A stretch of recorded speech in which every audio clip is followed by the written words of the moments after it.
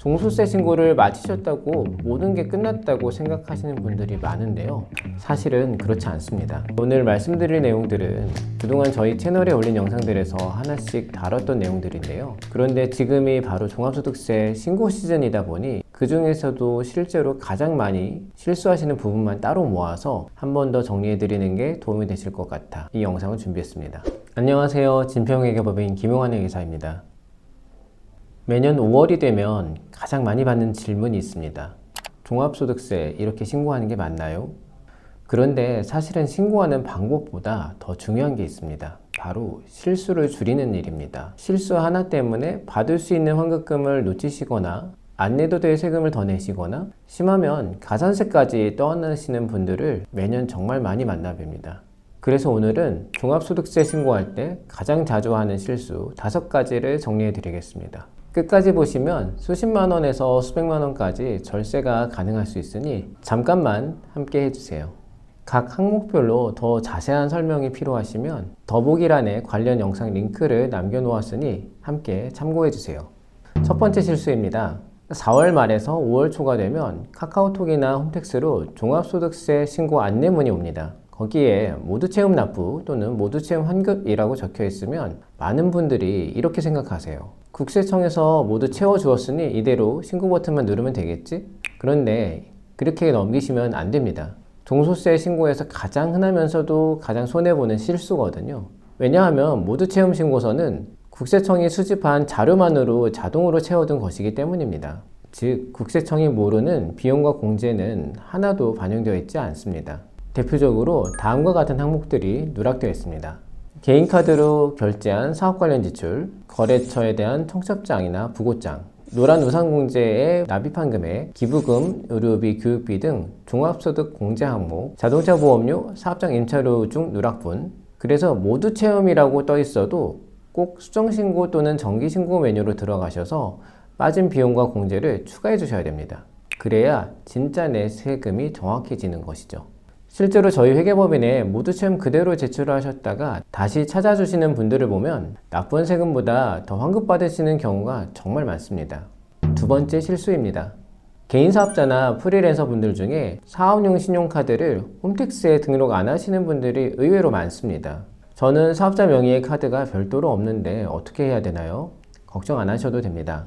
본인 명의 개인 신용카드도 사업용으로 등록할 수 있어요. 카드 자체가 사업용인지가 중요한 게 아니라 그 카드를 사업 용도로만 쓴다는 점만 등록하시면 됩니다. 등록해 두시면 결제할 때마다 지출 내역이 국세청으로 자동 전송됩니다. 그래서 5월 종소세 신고 때 사업용 신용카드 사용 내역을 홈택스에서 바로 조회하실 수 있습니다. 영수증을 일일이 모으실 필요가 없는 거죠. 미리 등록 못 하셨어도 괜찮습니다. 카드사 앱에서 연간 사용 내역을 다운받으실 수 있고요. 그중 사업 관련 지출만 골라서 신고 때 비용으로 반영하시면 똑같이 인정받으실 수 있습니다. 단 주의하실 점 하나는 사업용 카드로 등록하셨더라도 개인 용도로 쓰신 지출은 비용 인정이 안 됩니다. 가족 외식이라거나 사치품, 해외여행 같은 비용을 끼워 넣으시면 나중에 세무조사에서 문제가 될 가능성이 높습니다. 사업과 관련이 있느냐가 가장 중요한 기준입니다. 세 번째 실수입니다. 많은 분들이 그런 규정이 있었나요? 라고 되물어보시는 부분인데요. 바로 적격증빙 문제입니다. 사업 관련 지출이라 하더라도 한 건당 3만 원이 넘어가면 꼭 적격증빙을 받으셔야 비용 인정이 가능한데요. 적격증빙이 무엇이냐 하면 다음 4가지를 말합니다. 세금계산서 또는 계산서, 신용카드 매출전표, 현금 영수증, 지출 증빙용이겠죠. 직불카드, 체크카드 영수증, 이 4가지가 아닌 간이 영수증이나 수기 영수증으로 3만 원 넘는 지출을 처리하시게 되면 비용 인정은 가능하지만 증빙물비 가산세로 2%가 부과됩니다. 100만 원 쓰셨으면 2만 원이 가산세로 빠지는 거예요. 단 이 가산세는 복식부기 의무자에게만 적용되고 간편장부 대상자는 부담하지 않으십니다. 그래도 깔끔하게 인정받으시려면 적격증빙을 챙겨두시는 게 가장 안전합니다. 또 하나 꼭 챙기실 게 있습니다.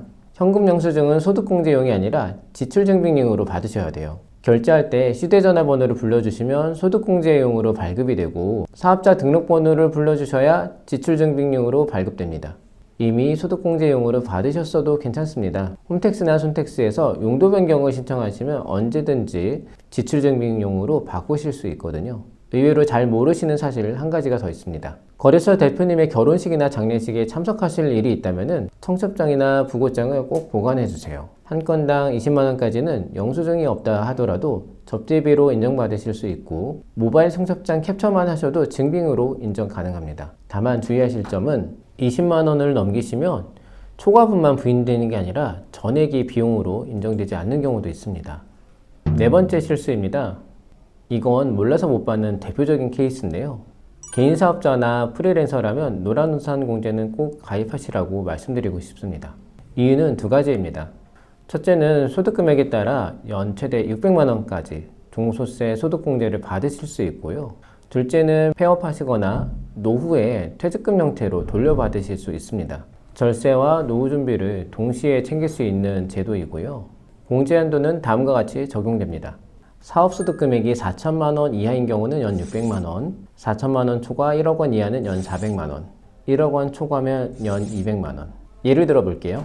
사업소득 금액이 3천만원이신 분이 노란우산 공제에 연 600만원을 넣으셨다면 세율 15% 구간 기준으로 약 90만원이 절세됩니다. 600만원 넣고 90만원 돌려받는 셈이죠. 또 하나 챙기실 게 창업 중소기업 세액 감면입니다. 만 34세 이하의 청년이 수도권 과밀 억제 권역 밖에서 창업하셨다면 최초 소득 발생 연도부터 5년간 세금을 100%까지 감면받으실 수 있는데요. 수도권 과밀 억제 권역 아니라도 50% 감면이 가능합니다.